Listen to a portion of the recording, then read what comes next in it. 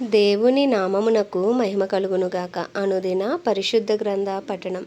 November 7. ప్రార్థన. దయగల తండ్రి, కృపగల దేవ, పరిశుద్ధుడానికి వందనాలు, స్తోత్రాలు. గడిచిన దినములన్నీ నీ కృపలో జ్ఞాపకం చేసుకుని మరి ఒక నూతన దినం మా జీవితాల్లో ప్రవేశపెట్టారు. మీకు వందనాలు ప్రభువా.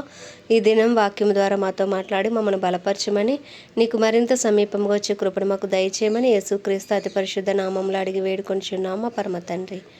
ఆమేన్. యోహాను సువార్త 17-18 అధ్యాయములు. 17వ అధ్యాయము. యేసు ఈ మాటలు చెప్పి ఆకాశం వైపు కన్నులెత్తి ఇట్లనెను, తండ్రి, నా గడియ వచ్చి ఉన్నది. నీ కుమారుడు నిన్ను మహిమపరచునట్లు నీ కుమారుని మహిమపరచుము. నీవు నీ కుమారునికి ఇచ్చిన వారికి అందరికీ ఆయన నిత్యజీవం అనుగ్రహించినట్లు సర్వ శరీరుల మీదను ఆయనకు అధికారం ఇచ్చితివి. అద్వితీయ సత్యదేవుడవైన నిన్నును నీవు పంపిన యేసుక్రీస్తును ఎరుగుటయే నిత్యజీవము. చేయుటకు నీవు నాకు ఇచ్చిన పని నేను సంపూర్ణముగా నెరవేర్చి భూమి మీద నిన్ను మహిమపరచితిని. తండ్రి, లోకము పుట్టక మునుపు నీ యొద్ద నాకు ఏ మహిమ ఉండెనో ఆ మహిమతో నన్ను ఇప్పుడు నీ యొద్ద మహిమపరచుము. లోకము నుండి నీవు నాకు అనుగ్రహించిన మనుష్యులకు నీ నామమును ప్రత్యక్షపరచితిని. వారు నీ వారై ఉండిరి. నీవు వారిని నాకు అనుగ్రహించితివి. వారు నీ వాక్యము గైకొని ఉన్నారు. నీవు నాకు అనుగ్రహించిన మాటలు నేను వారికి ఇచ్చి ఉన్నాను. వారు ఆ మాటలను అంగీకరించి నేను నీ యొద్ద నుండి బయలుదేరి వచ్చి తినని నిజముగా ఎరిగి నీవు నన్ను పంపితివని నమ్మిరి గనుక నీవు నాకు అనుగ్రహించినవన్నీ నీ వలననే కలిగినవని వారిప్పుడు ఎరిగి ఉన్నారు. నేను వారి కొరకు ప్రార్థన చేయుచున్నాను, లోకము కొరకు ప్రార్థన చేయుటలేదు. నీవు నాకు అనుగ్రహించి ఉన్నవారు నీ వారై ఉన్నందున వారి కొరకే ప్రార్థన చేయుచున్నాను. నావన్నీయు నీవి, నీవియు నావి. వారి యందు నేను మహిమపరచబడి ఉన్నాను. నేనిక్కను లోకములో ఉండను గాని వీరు లోకములో ఉన్నారు. నేను నీ యొద్దకు వచ్చుచున్నాను. పరిశుద్ధుడవైన తండ్రి, మనము ఏకమై ఉన్నలాగున వారును ఏకమై ఉండినట్లు నీవు నాకు అనుగ్రహించిన నీ నామమందు వారిని కాపాడుము. నేను వారి యొద్ద ఉండగా నీవు నాకు అనుగ్రహించిన వారిని నీ నామమందు కాపాడితివి. నేను వారిని భద్రపరిచితిని గనుక లేఖనము నెరవేరునట్లు నాశనపుత్రుడు తప్ప వారిలో మరెవడునూ నశింపలేదు. ఇప్పుడు నేను నీ యొద్దకు వచ్చుచున్నాను. నా సంతోషం వారి యందు పరిపూర్ణమగునట్లు లోకమందు ఈ మాట చెప్పుచున్నాను. వారికి నీ వాక్యం ఇచ్చి ఉన్నాను. నేను లోక సంబంధిని కానట్టు వారును లోక సంబంధులు కారు గనుక లోకము వారిని ద్వేషించును. నీవు లోకములో నుండి వారిని తీసుకుని పొమ్మని నేను ప్రార్థించటలేదు గాని దుష్టుని నుండి వారిని కాపాడమని ప్రార్థించుచున్నాను. నేను లోక సంబంధిని కానట్టు వారును లోక సంబంధులు కారు. సత్యమందు వారిని ప్రతిష్ఠ చేయము. నీ వాక్యమే సత్యము.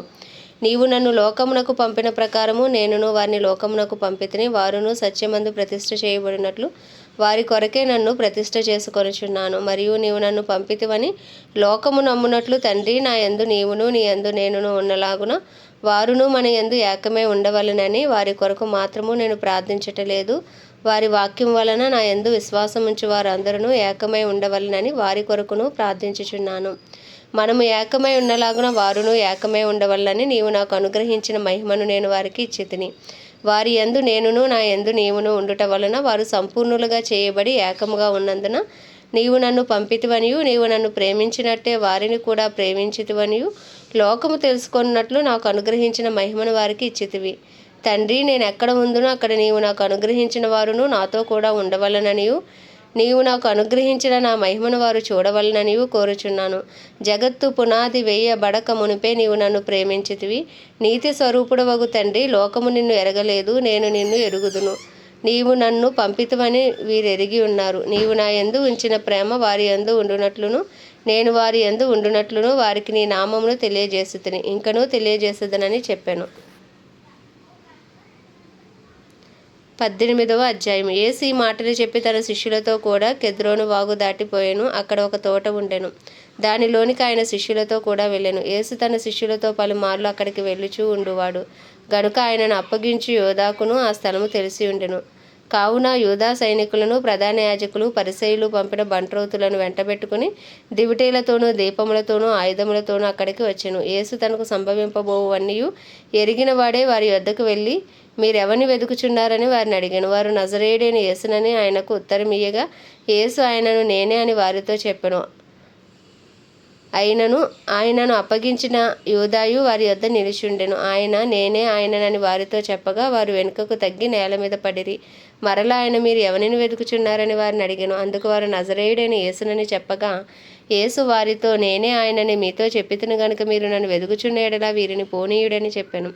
నీవు నాకు అనుగ్రహించిన వారిలో ఒకరినైనను నేను పోగొట్టుకొనలేదని ఆయన చెప్పిన మాట నెరవేరునట్లు ఇలాగు చెప్పాను. సీమోను పేతురు వద్ద కత్తి ఉండినందున అతడు దానిని దూసి ప్రధాన యాజకుని దాసుని కొట్టి అతని కుడి చెవి తెగ నరికెను. ఆ దాసుని పేరు మల్కు. యేసు కత్తి ఒరలో ఉంచుము, తండ్రి నాకు అనుగ్రహించిన గిన్నెలోనిది నేను త్రాగకుందునా అని పేతురుతో అనెను.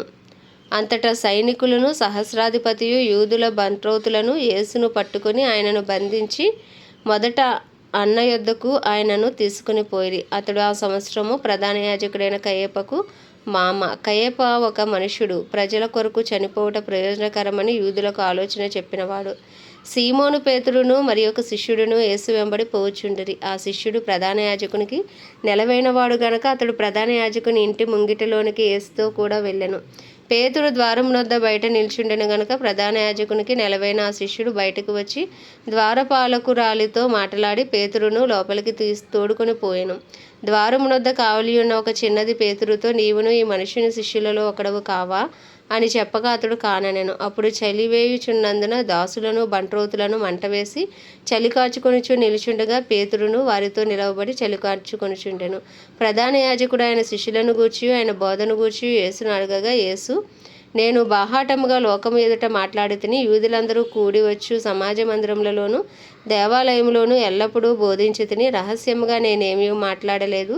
నీవు నన్ను అడుగనేలా, నేను వారికి ఏమి బోధించినది విన్నవారిని అడుగుము. ఇదిగో నేను చెప్పినది మీరు ఎరుగుదురు అతనితో అనెను. ఆయన ఆ మాటలు చెప్పినప్పుడు దగ్గర నిలిచియున్న బంట్రోతులలో ఒకడు ప్రధాన యాజకునికి ఇలాగ ఉత్తరం ఇచ్చుచు ఉన్నావా అని చెప్పి యేసును అరచేతులతో కొట్టెను. అందుకు యేసు, నేను కాని మాట ఆడిన ఎడల ఆ కాని మాట ఏదో చెప్పుము, మంచి మాట ఆడిన ఎడల నన్నేల కొట్టుచున్నావనెను.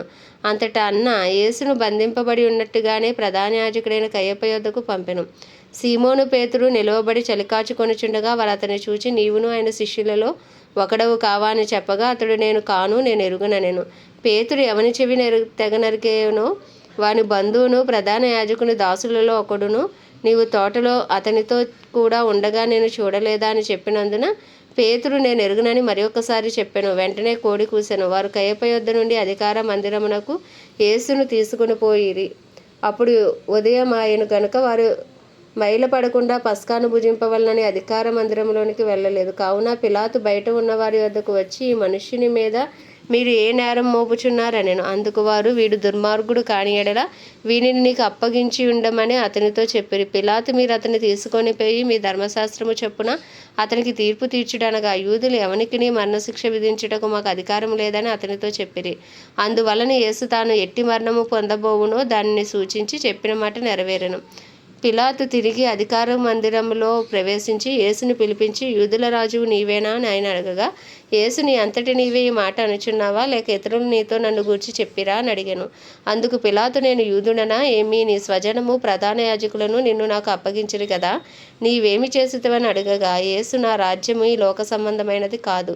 నా రాజ్యము ఈ లోక సంబంధమైనదైతే నేను యూదులకు అప్పగింపబడకుండునట్లు నా సేవకులు పోరాడుదురు గాని నా రాజ్యం ఇహ సంబంధమైనది కాదనెను. అందుకు పిలాతు, నీవు రాజువా అని ఆయనను అడగగా, యేసు, నీవన్నట్లు నేను రాజునే.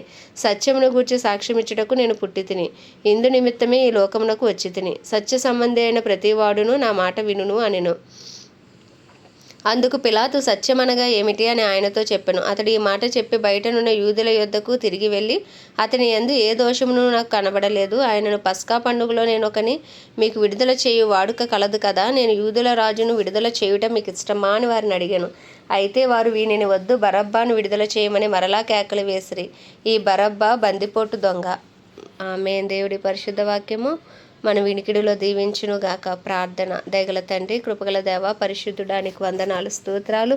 జీవాధిపతి, న్యాయాధిపతి, మృత్యుంజయుడా, మహిమ ఘనతకు అర్హుడా, యోగ్యుడా, పూజ్యుడా, కృపను చూపుటకు ఐశ్వర్యవంతుడా, కృపా సత్య సంపూర్ణుడా, నీకు వందనాలు, స్తోత్రాలు, స్తుతులు చెల్లించుకుంటున్నాం ప్రభా. మా అనుదిన అపరాధములు, మా పాపములు, మా దోషములు నీ పరిశుద్ధ రక్తంతో కడిగి శుద్ధీకరించండి అయ్యా. మమ్మల్ని కడగండి, పవిత్రపరచండి, పరిశుద్ధపరచండి. దినమంతా నీకు ఇష్టలుగా జీవించడానికి నీ కృపను దయచేయండి అయ్యా. నీ కనికరంతో మమ్మల్ని నింపండి ప్రభా.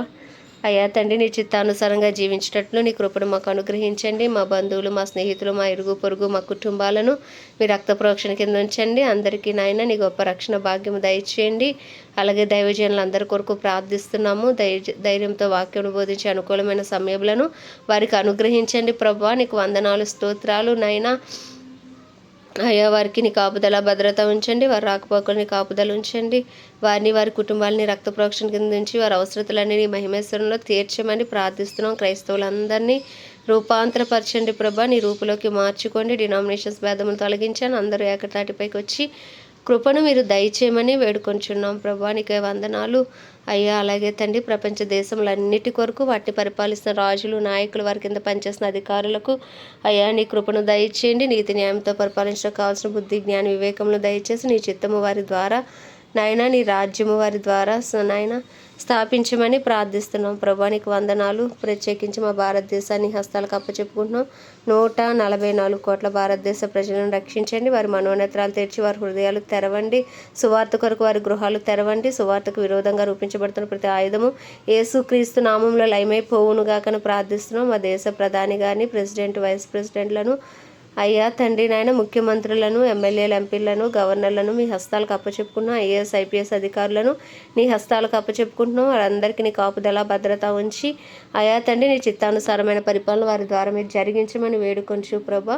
మా భారతదేశాన్ని రక్షించమని, ఏ ఒక్క ఆత్మ మా భారతదేశం నశించిపోకుండా నీ కృపను అనుగ్రహించమని ఉదయకాలంలో ఈ చిన్ని ప్రార్థన మనవి నీ పాద సన్నిధికి చేర్చుకోమని యేసుక్రీస్తు అతి పరిశుద్ధ నామంలో అడిగి వేడుకొనిచున్నాం మా పరమ తండ్రి. ఆమేన్. పరలోకమందున్న మా తండ్రి, నీ నామము పరిశుద్ధపరచబడునుగాక. నీ రాజ్యము వచ్చునుగాక. నీ చిత్తము పరలోకమునందు నెరవేర్చబడుచున్నట్లు భూమి అందంతటా నెరవేర్చబడునుగాక. మానుదిన ఆహారము నేడు మాకు దయచేయము. మా ఎలా అపరాధం చేసిన వాడిని మేము క్షమించిన ప్రకారం మా అపరాధములు క్షమించము. మమ్మల్ని శోధనలోకి తేక దుష్టుడి బారి నుండి తప్పించము. ఎందుకంటే రాజ్యము, బలము, శక్తి, మహిమయు నీవే ఉన్నది. ఆమేన్. ప్రభు యేసు రక్తమే జయం. ప్రభు యేసు వాక్యమే విజయం. ప్రభు యేసు నామంలో సంపూర్ణ విజయము కలుగునుగాక. ఆమేన్, ఆమేన్, ఆమేన్.